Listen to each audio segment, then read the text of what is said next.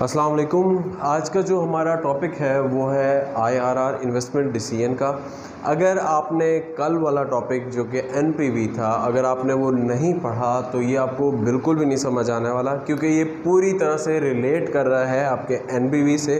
NPV से ही आगे हम फर्दर चलते हैं तो हम आईआरआर यानी इंटरनल रेट ऑफ रिटर्न की तरफ आते हैं। तो चलिए आज के हम टॉपिक की तरफ चलते हैं। आईआरआर यानी कि internal rate of return, internal rate of return. अच्छा, आईआरआर रिप्रेजेंट क्या करता है? आईआरआर वो रेट होता है हमारे पास, ये जैसे कि हमारे पास लिखा है, आईआरआर वो रेट है जिस पे हमारी एनपीवी ज़ीरो होती है। आईआरआर वो रेट है जिस पे हमारी एनपीवी ज़ीरो आ जाती है, नेट प्रेजेंट वैल्यू ज़ीरो होती है। नेट प्रेजेंट वैल्यू ज़ीरो होने का मतलब क्या है? नेट प्रेजेंट वैल्यू ज़ीरो तब होती है जब आपके जो इनिशियल इन्वेस्टमेंट है, when initial investment becomes equal to, investment आपके कैश फ्लोज के इक्वल हो जाती है तो आपकी एनपीवी ज़ीरो आ जाती है, और वो रेट कहलाता है IRR, internal rate of return.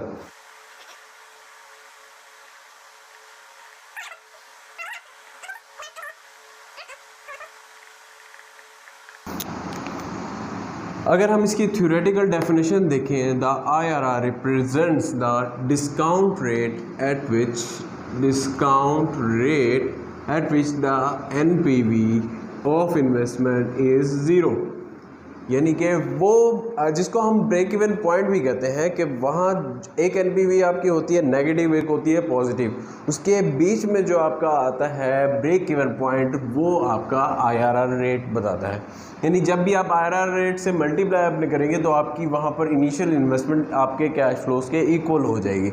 आपकी आईआरआर आपके इन्वेस्टमेंट डिसीजन पे किस तरह से असरअंदाज होगी? वो ऐसे होगी कि आपका जो आईआरआर आना चाहिए वो अगर greater than cost of capital आता है तो आप उस प्रोजेक्ट को एक्सेप्ट कर लेंगे।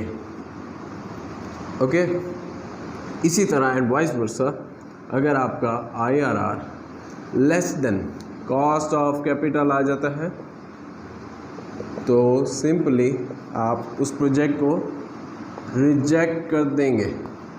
ये सिंपली आपके जो पेपर में आएगा क्वेश्चन, वो आपको दो प्रोजेक्ट दे देगा या सिंगल प्रोजेक्ट दे देगा, उसमें आपको वो रेट नहीं बताएगा। तो एनपीवी आपने किसी भी रेट पे निकालनी होगी।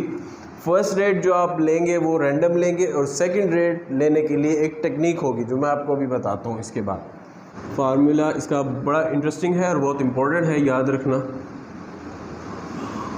अच्छा, IRR is equal to R plus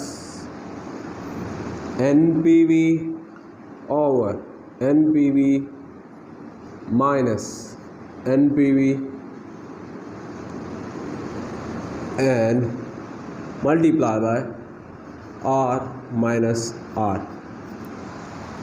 अब यहाँ पर आर हमारे पास तीनों है रेट्स। कौन कौन से रेट कहाँ लेंगे? NPV over NPV minus NPV. अब यहाँ पर आपको एक टेक्निक जो मेन चीज़ है इसकी बताऊँगा। यहाँ पर आएगा लोअर रेट, ये एल लिख दिया, और यहाँ पर आएगा लोअर रेट वाली एनपीवी, लोअर रेट वाली एनपीवी, हायर रेट वाली एनपीवी, और यहाँ पर higher rate minus lower rate. ये इसके बहुत इंपॉर्टेंट की पॉइंट्स हैं जिनको आपने मिक्सअप नहीं करना। बाकी फार्मूले को आपने अलग से याद रखना है, और इसके अंदर लगने वाली ये चीज़ें ये अलग से आपने इसकी याद रखनी है।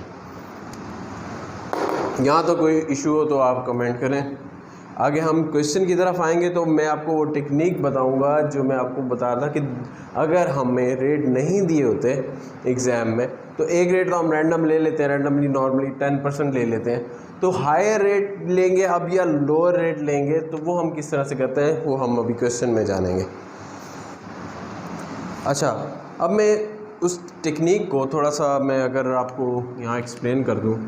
कोई भी अगर हमें प्रोजेक्ट दिया हुआ है, ओके, प्रोजेक्ट हमारे पास ये प्रोजेक्ट ए गिवन है, ओके, उसकी अब हमने कैलकुलेट करनी है एनपीवी किसी भी पहले रेट पे।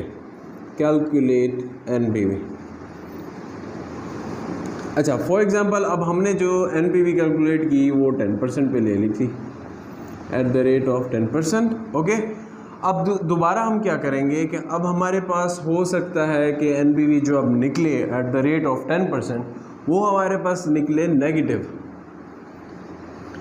ठीक है, अब अगर नेगेटिव एनपीवी निकल आई है पहले रेट से, तो जो हम दूसरी जो एनपीवी हम निकालेंगे वो लोअर रेट पे निकालेंगे। जो सेकंड हमारे पास होगी वो हम लोअर रेट चूज़ करेंगे। इस बात की अगर आपको समझ नहीं आ रही तो अभी क्वेश्चन में आपको आ जाएगी, परेशान नहीं होना। अभी बस ये याद करें कि अगर पहली परसेंटेज से आपकी एनपीवी नेगेटिव आती है तो दूसरी के लिए आप लोअर रेट चूज़ करेंगे, यानी कि 10 से कम लेंगे, 9 ले लेंगे, 8 ले लेंगे।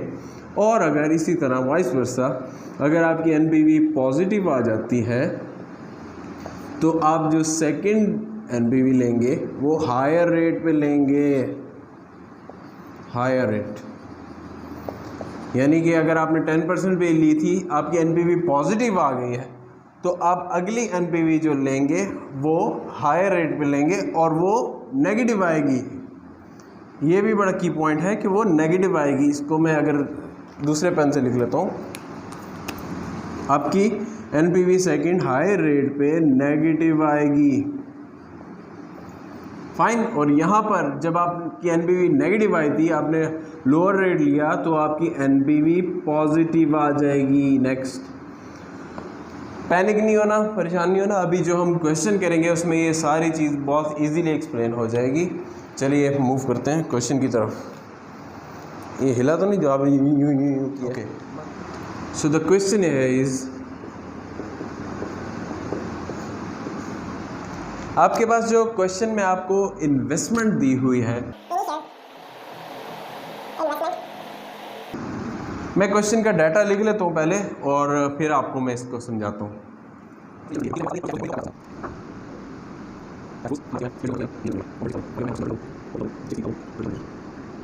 Cash flows, yes, investment. अब डिस्काउंट फैक्टर हमने एज्यूम कर लिया 10% और अब हम जो ये ज़ीरो पे हमारा डिस्काउंट फैक्टर हमेशा होता है 1। अगला जो डिस्काउंट फैक्टर होगा ये हमारे पास टेबल में भी गिवन है और आपको फार्मूला भी बताया हुआ है 1/1 + r⁴n। इस तरह से आप डिस्काउंट फैक्टर ख़ुद भी निकाल सकते हैं। डिस्काउंट फैक्टर गिवन है इसलिए मैं वो जल्दी से लिख लेता हूँ। ओके, डिस्काउंट फैक्टर अब हमारे पास आ गए। अब हमारी जो ईयर ज़ीरो पे हमारा जो डिस्काउंट फैक्टर से हमारी प्रेजेंट वैल्यू आएगी, इसको मल्टीप्लाई, ये तो हमारा वही आ गई ना जो हमारी रिवर्स जा रही है इनिशियल इन्वेस्टमेंट, यही आ जाएगी। आपने इन सबको इसके डिस्काउंट फैक्टर से मल्टीप्लाई कर देना, सो ऑन, और ये हमारे पास वैल्यूज़ आ जाएंगी। मैं लिख लेता हूँ।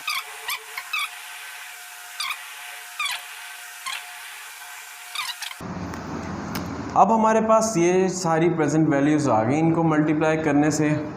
ओके, और इसके बाद जो हमारे पास टोटल आएगी, इसको आप टोटल करेंगे और नेट करेंगे आप इनिशियल इन्वेस्टमेंट के साथ, तो आपके ये आ जाएगा 2280। ये आपकी आ गई है एनपीवी जो कि आई है पॉजिटिव। कि जब आपकी एनपीवी पहले रेट पे पॉजिटिव आ जाए तो आप नेक्स्ट में हायर रेट लेंगे। हायर रेट लेंगे यानी जो आपने 10% एज्यूम किया था, अब उससे हायर रेट पे आप सेकंड एनपीवी निकालेंगे और वो आपकी एनपीवी आनी चाहिए नेगेटिव।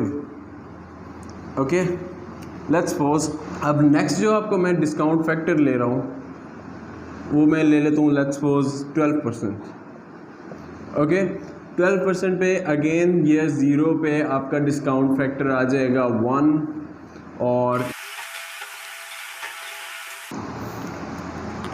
ओके, आपके पास ये डिस्काउंट फैक्टर्स आ गए। और अब आप जब कैश इनफ्लोज को ये जो आपके कैश इनफ्लोज गिवन है उन्हीं को अगेन आप मल्टीप्लाई करेंगे इन डिस्काउंट फैक्टर से, तो आपके पास कुछ इस तरह की वैल्यूज़ आ जाएंगी।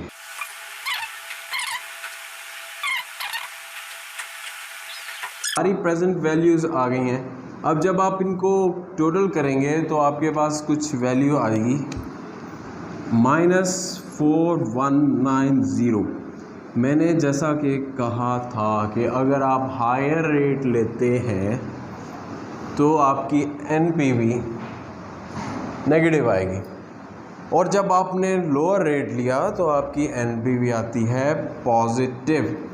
अब ये दो आपकी जो एनपीवी आई हैं, इनके बीच में कहीं ज़ीरो एनपीवी भी एक रेट होगा। यहाँ पर आपका रेट था 12, एनपीवी आई 4190 नेगेटिव। आपका यहाँ पर रेट था 10%, आपकी एनपीवी पॉजिटिव आई 2280। इसके बीच में कहीं पर वो ब्रेक इवन पॉइंट है जहाँ पर आपकी एनपीवी ज़ीरो हो जाती है, -410 और ये आ गया +2280। यहाँ कहीं एनपीवी ज़ीरो होती है और इसी को हम आईआरआर कहते हैं। अब यहाँ पर आपका जो कैश फ्लोज हैं वो इक्वल हो जाते हैं आपकी इनिशियल इन्वेस्टमेंट के। ओके, अब इसका हम आईआरआर का फार्मूला लगा देते हैं। मुझे इस सब को रेज करना पड़ेगा क्योंकि मेरे पास जगह नहीं बची। अब हम अगेन फार्मूला लिख लेते हैं। फार्मूला हमने क्या देखा था उसको अब देखिएगा, R plus NPV over NPV minus NPV. इसको यहीं पर याद कर लें, ये बहुत भूलता है फार्मूला ओवरऑल।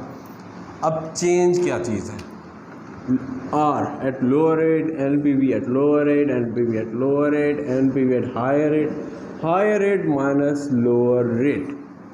आगे चीज़ें आपके पास।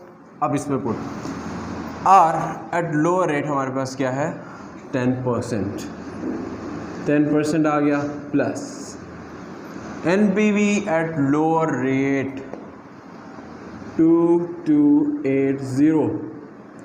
Okay, NPV again at lower rate 2280 minus NPV at higher rate आपकी वो आ जाएगी 4190 नेगेटिव में, 4190 at negative. Okay, again higher rate 12% minus 10%। Okay, ये सेम वैसे ही आ जाएगा और ये हमारे पास प्लस माइनस माइनस प्लस हो जाएगा, 2280 ओवर 2280 प्लस 4190। ओके, और ये हमारे पास आ जाएगा 2%।